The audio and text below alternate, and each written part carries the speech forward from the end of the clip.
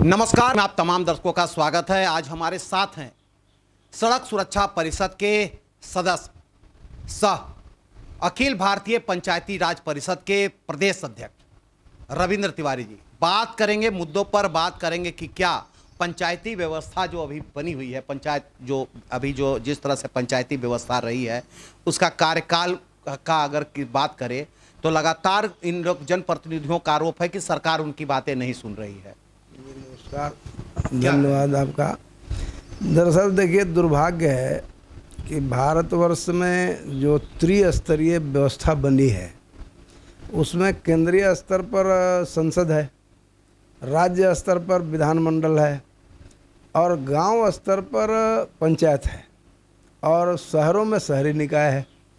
लेकिन सरकारों का जो रवैया है वह गांव की सरकार के लिए वाकई में उदासीन है।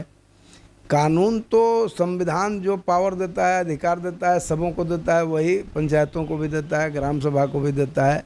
लेकिन अभी आपको आश्चर्य होगा, इन मुद्दों पर जब आप बात करेंगे तो गांव की जो परिसंपत्तियां हैं उस पर सही मायने में ग्रामीणों का ये स्थिति है कि उनका अधिकार जो था अंग्रेज़ों के ज़माने से या मुग़लों के समय में, वह भी अब नहीं है।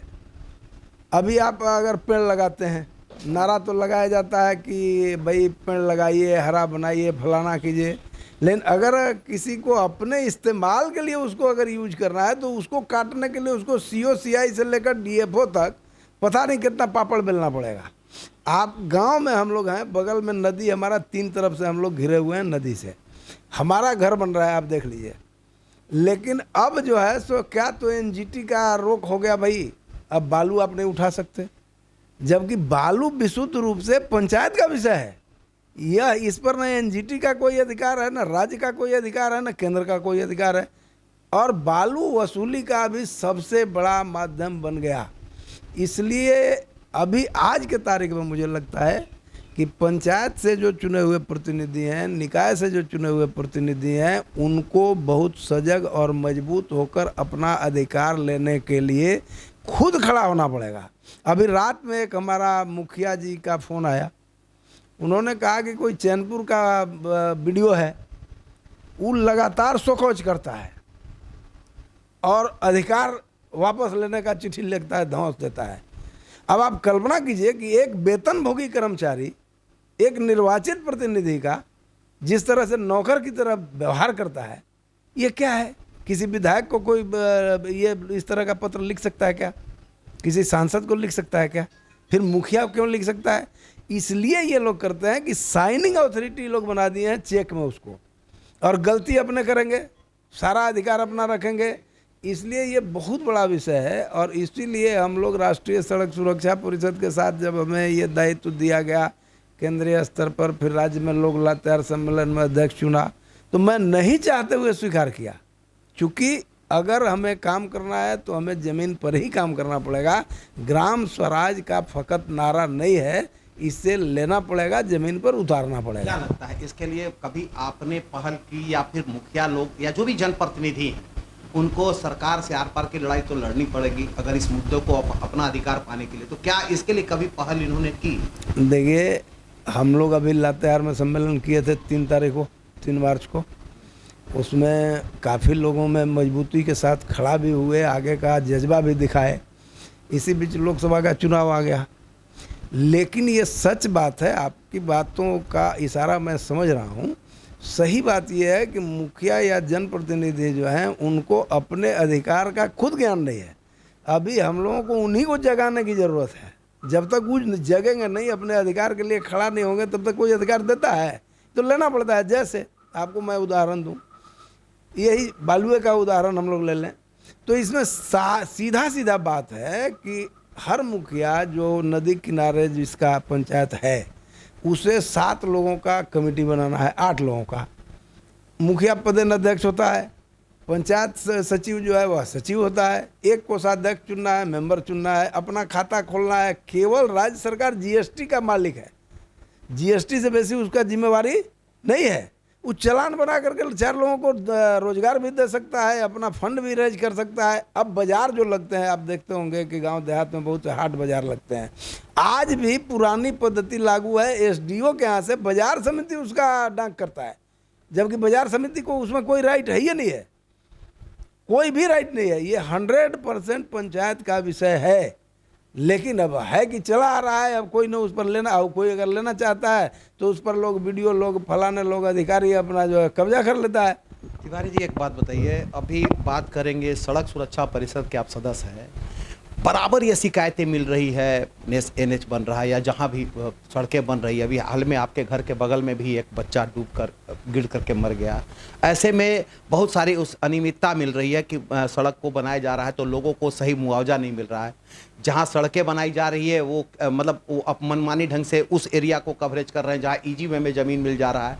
आरोप है कि एक मतलब अंग्रेज शासन करता था, लेकिन सड़क बनने में ये अंग्रेजों को भी पीछे छोड़ दिया। ऐसी लगातार शिकायतें लोगों को। देखिए, इसमें आपकी बातों में बहुत सच्चाई भी है और कुछ अज्ञानता बस भी ऐसी बातें हैं।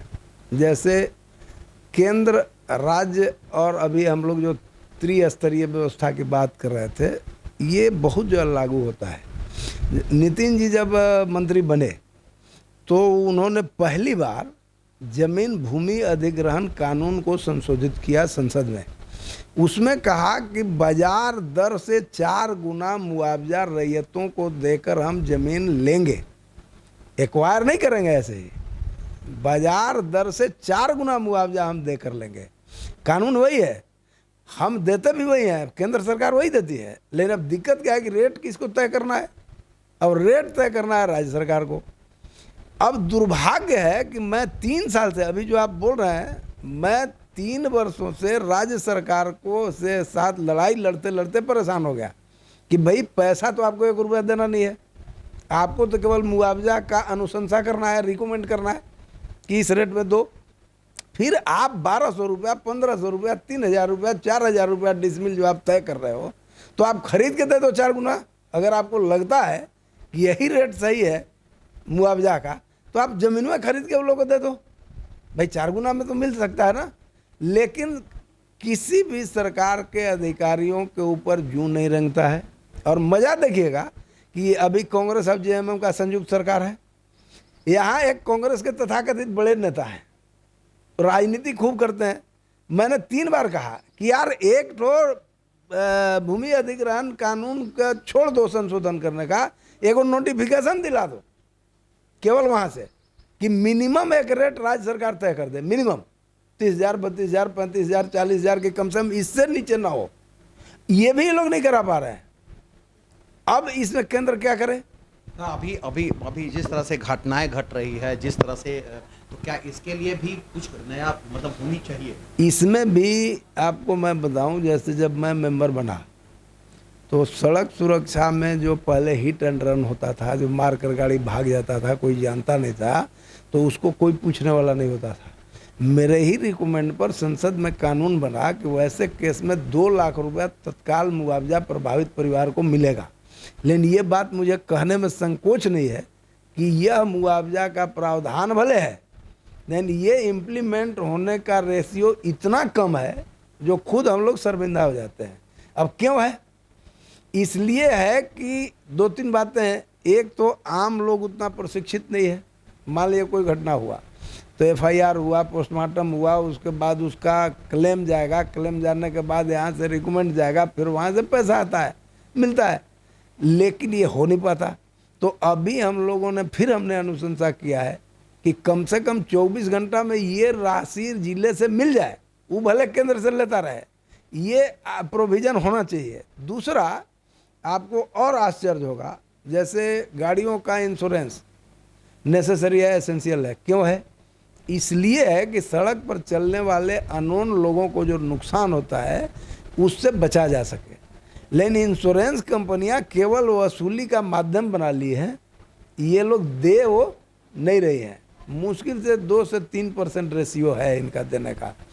अब इस पर एक रास्ता हम लोग ये निकालने का कोशिश कर रहे हैं, संभवतः इस सत्र में निकले या इस साल में निकले, लेकिन निकलना चाहिए कि दुर्घटना के 72 घंटे के अंदर में कम से कम 5 लाख रुपया उसको तत्काल मिल जाए, उसके बाद बाकी के लिए भले निर्धारित करे। अभी क्या करता है लोग कि 50,000 जो देना होता है वो नहीं देता है, 90% तो रिफ्यूज कर जाता है, कहता है कि हमारा इंश्योरेंस नहीं है। क्यों? क्योंकि जितने एजेंट लोगों से कराते हैं, जो बहाल करते हैं, उनको गलत कोड दे देता है। जब क्लेम देने की बात आती है, जब जांच होने लगती है, तब वो लोग कहता है कि तो हमारा है ही नहीं है। ये केस आया मेरे सामने जब हजारीबाग वाला जो दुर्घटना में हम लोग जब जांच किए, उसमें जब इंश्योरेंस कंपनी को बुलाए तो 3 घंटा तक तो नहीं बोला, कहते रहा कि नहीं सर हम लोग ये करेंगे, और 3 घंटा बाद कह रहा है कि सर ये तो हमारा कोड नहीं है। तब हमें लगा ये भी एक फैक्टर आ गया। नहीं, बहुत बड़ा फैक्टर है। ये जैसे जैसे बात आ रही है, चूंकि देखिए ये हम लोगों को स्वीकार करना चाहिए कि सरकारी काम में भले लाख अनियमितता हो, लेकिन जब आप प्राइवेट कंपनियों को जिस काम के लिए दे देते हैं, उसमें केवल कमाने का और वसूली का ही उनमें मानसिकता होती है। वो कभी जनता के लिए, जनहित की बात दूर दूर तक सोचते नहीं हैं। इसलिए सरकार को इस पर निश्चित रूप से विचार करना चाहिए और प्राइवेट कंपनियों को देने से शायद एक अलग विचार सोचना चाहिए।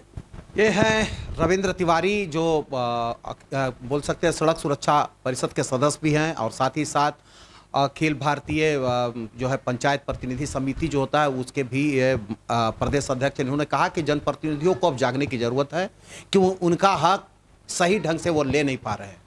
साथ ही उन्हें जागरूक कर उनको अपने अधिकार के प्रति जागरूक होना होगा। और रहा बात सड़क सुरक्षा की बात जो है, उसमें बहुत सारी त्रुटियां हैं जिसे दूर करनी होगी, खासकर प्राइवेट पर नकेल कसना होगा। और यही वजह है कि सरकार तो नियम बनाती है, लेकिन जिस तरह से नियम बनाती है उस पर अमल राज्य को और जिला नहीं कर पाते। यही वजह है कि लोगों को परेशानी होती है फिलहाल। लेकिन एक बात तो सामने है कि जनप्रतिनिधि जागेंगे तभी वो अपना हकूक मतलब ये अपना अधिकार ले सकेंगे, क्योंकि उन पर जिस तरह का दबाव रहता है जिला प्रशासन का, BDO CDO मतलब स्थानीय जो ब्लॉक स्तर के पदाधिकारियों का, इससे उनको ऊपर उठकर सोचना होगा और अपने अधिकार के लिए एक आंदोलन करने की जरूरत है, तभी उन्हें सही सफलता मिल पाएगी।